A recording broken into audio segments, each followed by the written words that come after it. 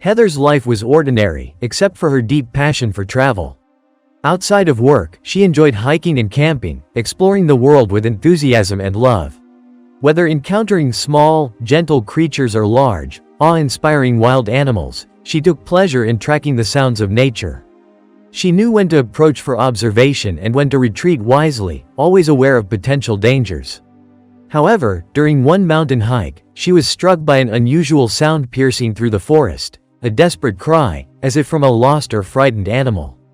Despite her extensive outdoor experience, curiosity overwhelmed her this time, and she ignored her inner warnings, following the sound into the thick grass. As she approached, the cries grew clearer, but there was no sign of movement beyond the rustling grass. Driven by a mix of curiosity and unease, Heather pressed forward, parting the grass to find the source. The sight before her shocked her.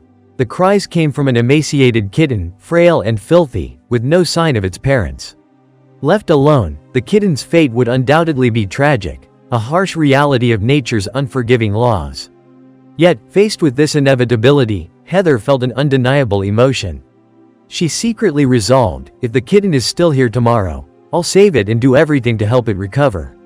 After retrieving water and snacks from her car, she realized she couldn't abandon the tiny creature. She left food and water beside the kitten, watching as it devoured the unexpected meal. When it finished, she gently stroked its head. The kitten seemed to sense her kindness, letting out a weak but grateful mew. That night, Heather couldn't sleep, her mind consumed with worry.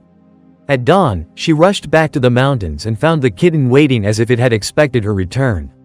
Its trust in her was unmistakable, and the absence of its mother only strengthened Heather's resolve.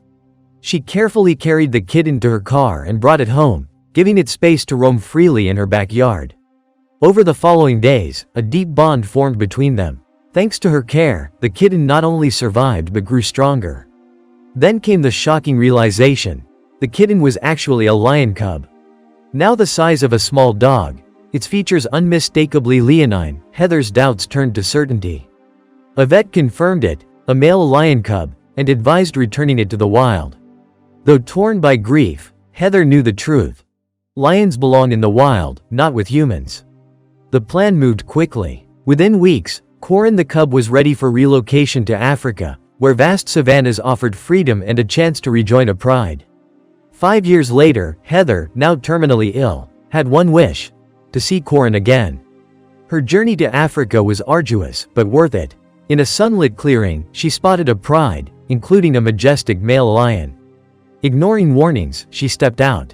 The lion approached, sniffed her, then nuzzled her gently, as if remembering. Tears streamed down Heather's face.